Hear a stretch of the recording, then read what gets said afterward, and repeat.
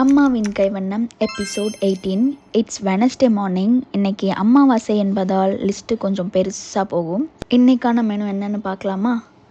Wednesday menu கத்திரிக்காய், முருங்கைக்காய், மாங்காய் சாம்பார், வாழைக்காய் கிரேவி, வடை, பாயாசம், அப்பளம். ஃபஸ்ட்டு ஆயில் ஹீட் ஆனதும் கடுகு, சீரகம், 2 ஆனியன் கட் பண்ணி ஆட் பண்ணிவிட்டு இது கூட கருவேப்பிலை, கல் உப்பு ஆட் பண்ணி விட்டுறலாம். லைட்டாக குக் ஆனதும் 2 தக்காளி கட் பண்ணி ஆட் பண்ணிக்கலாம். தக்காளி குக் ஆனதும் கத்திரிக்காய், முருங்கைக்காய் ஆட் பண்ணிவிட்டு 2 மினிட்ஸ் நல்லா வேக வைக்கலாம். இது கூட பருப்பு வேக வச்ச தண்ணியை ஆட் பண்ணி குக்காக விட்டுறலாம். நல்லா குக் ஆனதும் சாம்பார் பொடி 2 ஸ்பூன், வீட்டு சில்லி பவுடர் 3 ஸ்பூன் ஆட் பண்ணி வெஜிடபிள் நல்லா குக் ஆனதும் பெருங்காயம் தூள் 1 பேக்கெட் ஆட் பண்ணிக்கலாம். இப்போது மாங்காய் ஆட் பண்ண வேண்டிய நேரம் வந்தாச்சு. ஸோ அதையுமே ஆட் பண்ணிவிட்டு ஃபைனலாக சாம்பாருக்கு தேவையான பருப்புமே ஆல்ரெடி வேக வச்சாச்சு. இப்போ இந்த மிக்ஸ் கூட ஆட் பண்ணிவிட்டு 5 மினிட்ஸ் நல்லா குக் பண்ண விட்டுறலாம்.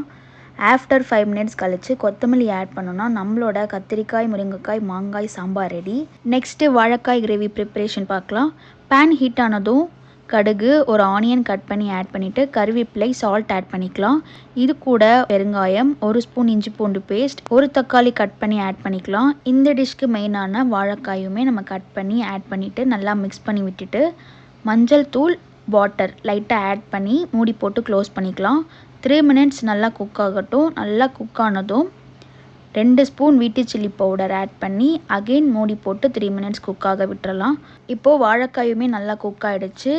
நம்மளோட வாழைக்காய் கிரேவியுமே சூப்பராக ரெடி. இது மட்டும் இல்லாமல் அப்பளம், வடை, பாயாசமும் ரெடி பண்ணி சாமியும் கும்பிட்டாச்சு.